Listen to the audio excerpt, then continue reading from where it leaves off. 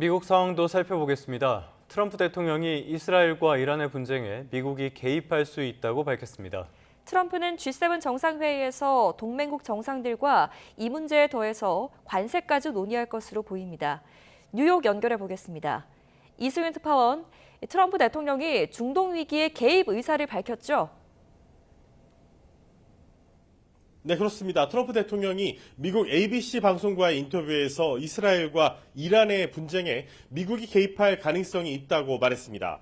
또 푸틴 러시아 대통령이 중재자로 나서는 것에 대해 열려 있다고 말했습니다. 이어 푸틴이 중재와 관련해 자신에게 전화를 했고 오랜 시간 논의를 했다면서 푸틴 대통령이 준비가 돼 있는 상태라고 밝혔습니다.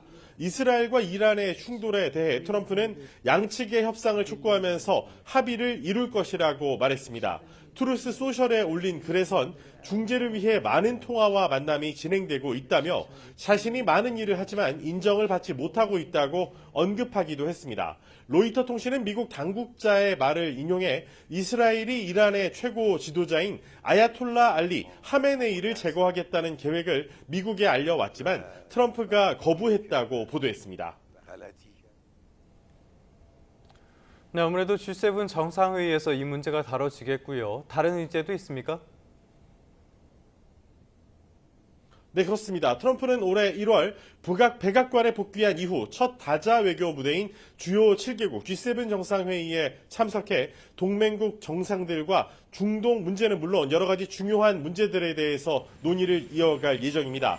G7 정상회의 주최국인 캐나다 마크 카니 총리는 물론 영국 키어 스타머 총리, 프랑스 에마뉘엘 마크롱 대통령은 한 목소리로 긴장 완화와 대화를 강조했습니다. 프랑스 마크롱 대통령의 발언을 들어보시죠. Nous continuons à appeler à la désescalade, à la reprise des discussions. J'ai pu hier m'entretenir avec le président d'Iran et j'ai appelé à ce que les discussions reprennent au plus vite.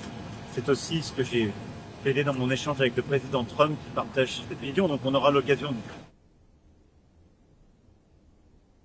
다만 마크롱은 덴마크 자치령인 그린란드를 찾아서 그린란드의 주권과 영토 주권에 대한 프랑스와 유럽 연합의 연대와 의지의 뜻을 표명하면서 트럼프와 벌써 대립각을 세웠습니다. 특히 트럼프의 그린란드 편입 발언과 관련해서는 편입 위협과 관련해서는 이 동맹이 할 일이 아니라고 비판했습니다. 프랑스 등 G7 국가들은 트럼프가 발표한 상호 관세와 미국이 현재 진행 중인 이 국가별 무역 협상 문제도 집중 논의할 전망입니다. 국가별 무역 협상을 이끄는 스콧 베센트 미 재무장관은 지난 11일 관세 시한 연장 가능성을 내비쳤지만 트럼프는 그럴 필요가 있다고 생각지 않는다면서 이를 뒤집었습니다. 특히 이제 특정 시점이 되면 각국과 협상하지 않고 단지 서한을 발송할 것이라면서 미국이 일방적으로 정한 상호 관세율을 각국에 통보하겠다는 방침임을 재확인했습니다.